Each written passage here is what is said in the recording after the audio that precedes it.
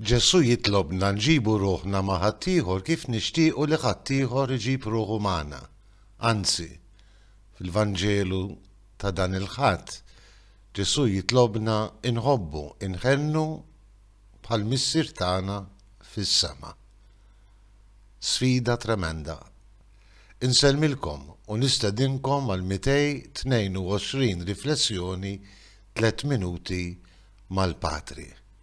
L-sfida li Ġesu jippreżentanna bħala nsara hija sfida kbira fil-verità. Jitlobna inħobbu, naħfru mingħajr kundizzjoni. Kważi kważi jitlobna nitilfu drittijiet kollha tagħna biex inkunu xbija tal-imħabba ta' Alla għall-bnedmin. Imħabba bla kundizzjoni, imħabba mxerda fuq il-bnedmin kollha. Huma min huma, huma x'inhuma, għamlu x'għamlu. Jista' jkun dan possibbli fil-ħajja tagħna?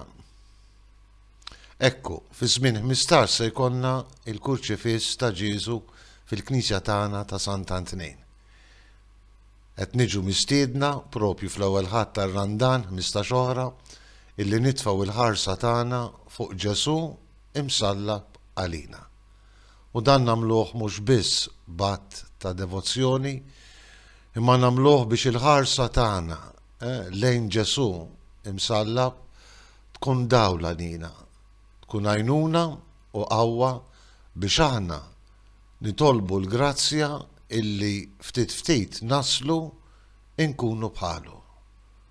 Inħobbu mingħajr kundizzjoni, naħfru mingħajr kundizzjoni, ma niġġudikawx, nagħtu bil-ġenerożità kollha tal-qalb tagħna. Xi kultant ngħidu dan huwa impossibbli, imma propju għalhekk li sejrin niġu mistiedna inħarsu lejn Ġesu biex nagħmlu bħalma għamelu, anzi biex nisiltu din il-qawwa mhux tant umana imma divina billi nħarsu lejh u lejn l-eżempju tiegħu. Il-ħarsa tagħna ta' fidi lejn l-imsallab tbiddel il-moħħ u l-qalb tagħna.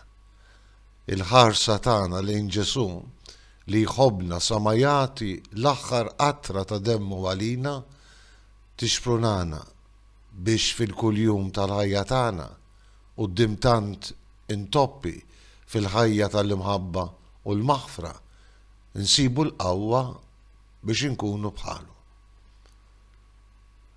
Ħennu bħalma hu ħanin missierkom fis-sema. Dan huwa possibbli biss jekk inħarsu fidi kbira lejn Kristu imsallab. Insellmilkom u l-mulej jagħtikom is-sliem tiegħu.